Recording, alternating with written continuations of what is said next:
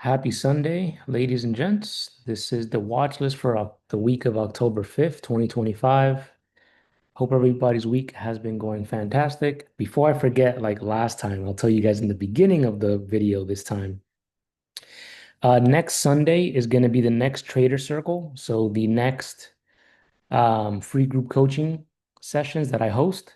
So if you click on the description of this video if you are watching it on YouTube or in whatever Discord that I support that you're in.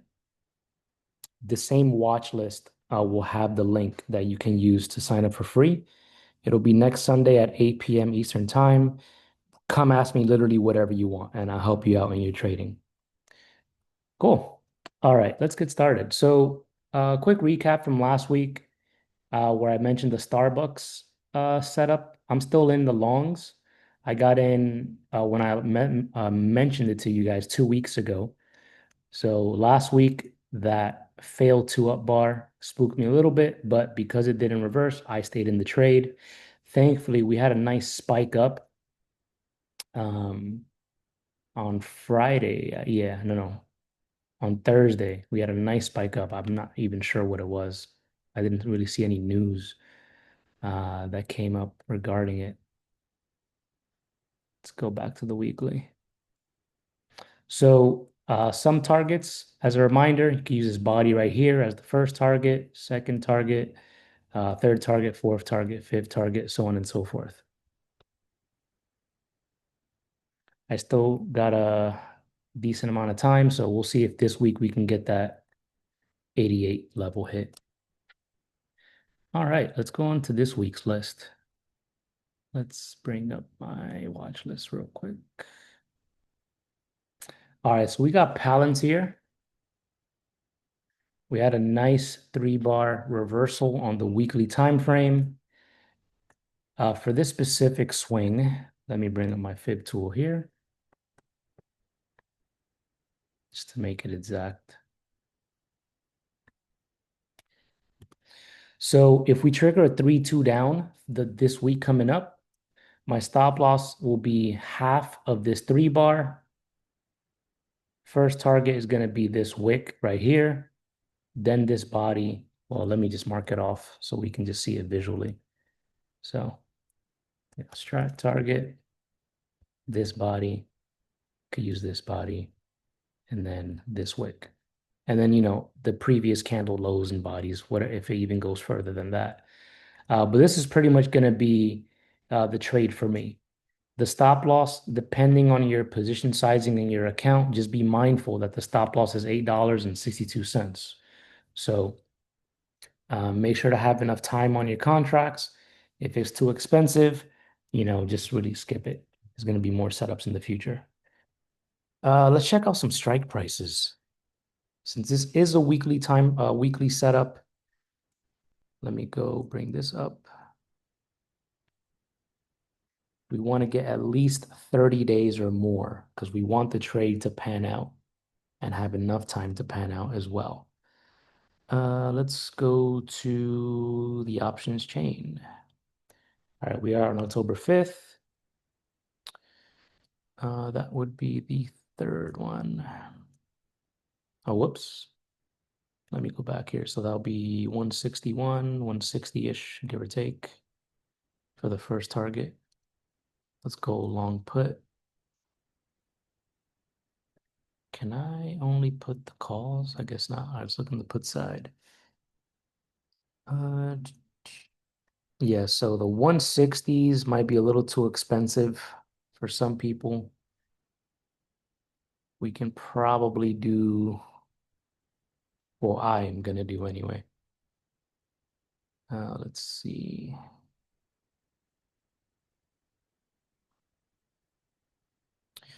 I'll probably choose the 160 puts just because once it hits my first target, I want to be at least as close to the money as I can. Sure, we can go double the ATR since it's a swing. The furthest I would probably go is going to be 155, which will be about 670 bucks, give or take. maybe a little more once it triggers. Theta is about $18 a day. Delta is 25. So if it hits the first target, what was that, 25? This is approximate anyway. That's almost 10 bucks. So we should make at least $250 per contract once it's the first target. Keep in mind for the stop loss, it's similar. It's about almost $9. So I would be expecting to lose at least 175 to about 225 per contract if we get stopped out. So if that's not up your tree, I would just skip the trade. But yeah, 160, 165, at least 30 to 45 days out to me sound pretty good. Let's keep going. Amazon, we had a nice 2-1 on the weekly. If we do break this doji to the downside, we can get a nice bearish continuation. We do have earnings coming up in October, so be mindful of that in case you start reversing to the upside and people start buying it up. Different ways we can attack this. We can be aiming for what, at least almost a 1 to 2 or 2 to 1, depending how you see it.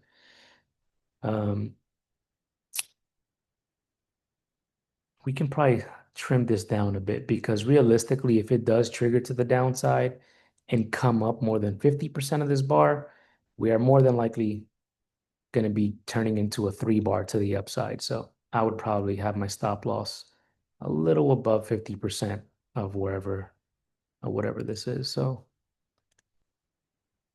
we can just get our fibs.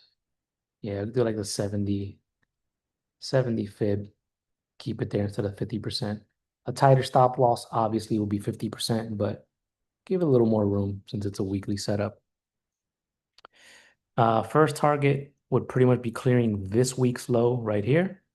Then this one, body, wick, so on and so forth, whatever we can get. I'm personally not going to trade this because I'm going to be looking at Palantir and I'm already in my Starbucks swing. But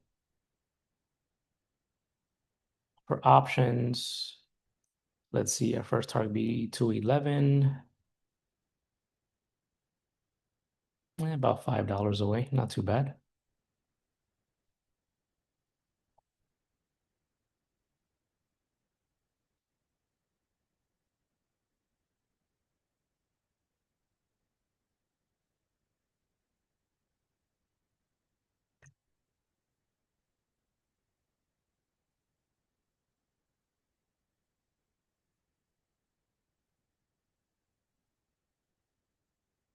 Yeah, these 205s or 210s would be nice for next month.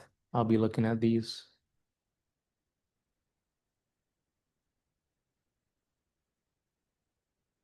Let's see. UPST. Not my cup of tea for this specific one. We do have a nice double inside bar on the day. Strat wise, we're setting up for pretty much a nice looking bearish CTO or H, or you others might know it as dead cat bounce, where we break that low right over here at that wick. I'm just not a fan because the risk reward isn't really there for me. Usually for a bearish TTO setup, I at least want the TTO or H completing being at least 1-to-1 risk reward.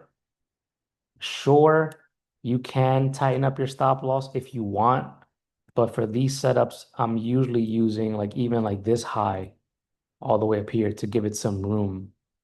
So I'm not really a fan. Somebody just told me to add this, so that's why it's here.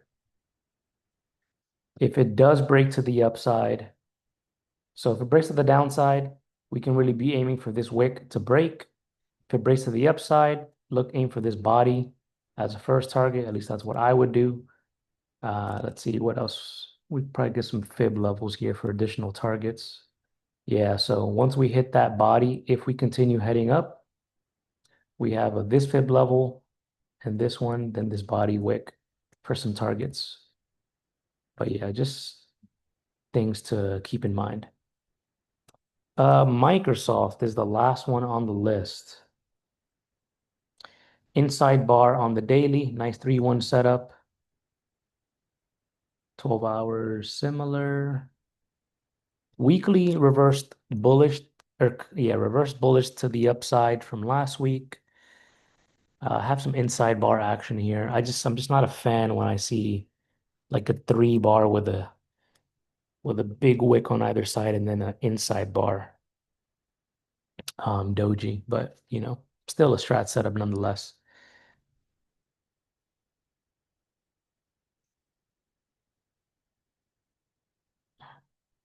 As always, we do break to the downside. We can just look for the previous candle lows as targets.